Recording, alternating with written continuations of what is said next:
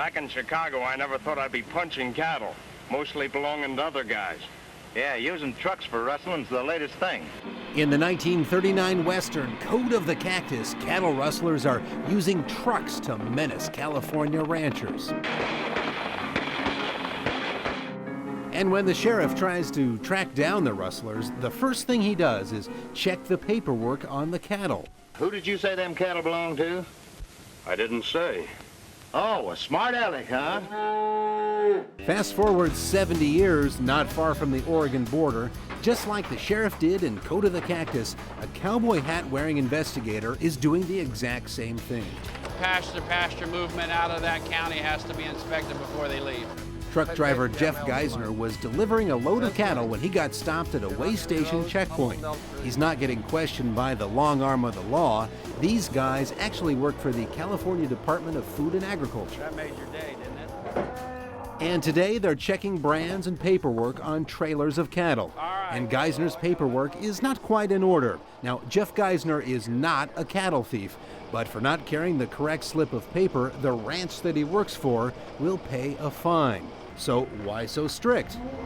Cattle theft's alive and well in California and probably throughout the western United States still today. We lose probably around 1,300 head of cattle every year due to theft, which equates out to about $1.5 million worth of cattle.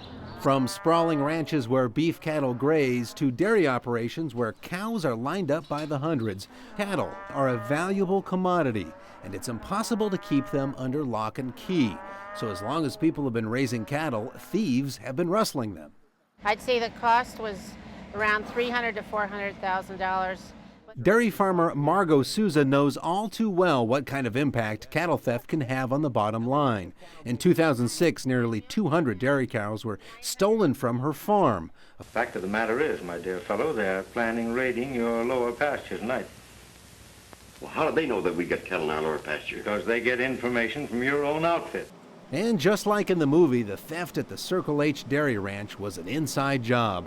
The herdsman responsible for overseeing the cattle was actually stealing and selling them. What had he been doing? Well, he was selling the cattle to people he knew.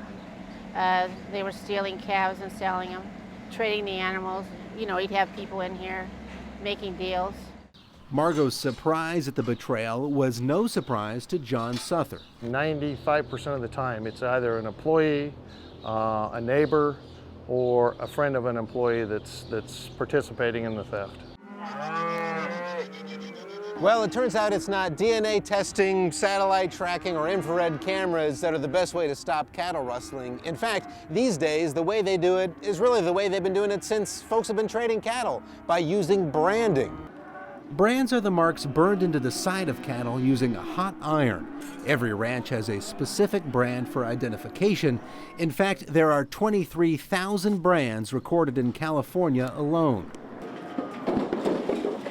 At the auction yard, state inspectors take a close look at the cattle coming in for sale. So if somebody came in with their truck and they didn't have the right paperwork, what do? Basically, we impound the cattle. You impound the cattle? We impound the cattle. They're not going into the auction? They don't go to the auction, and they can't leave the sale yard until we figure out who actually owns them. What about 64 and 60? It wouldn't be hard for somebody to go rustle up a cow, throw it in the back of a trailer, and try to claim it as their own? Not at all. Not hard at all. If they don't have a brand inspection or brand on it, it's not hard to claim one for your own at all. So it would seem like a sure thing that all cattle get branded, but surprisingly, they don't. I would say probably only about 50% of the people that own livestock in California are cattle in California brand, more so in beef cattle than probably in dairy cattle. Because dairy cattle aren't left alone in vast pastures, often dairy owners believe that branding is not necessary. They're betting that they won't end up as theft victims. But Margot Souza's experience is a lesson for all cattle owners to keep close track of your animals. Fortunately for Margot, the thief was caught after John Suther's investigation. But brand inspectors continue to warn livestock owners, if your cattle get stolen and they're not branded, don't expect a happy Hollywood ending. If you ever need any help, send me a wire.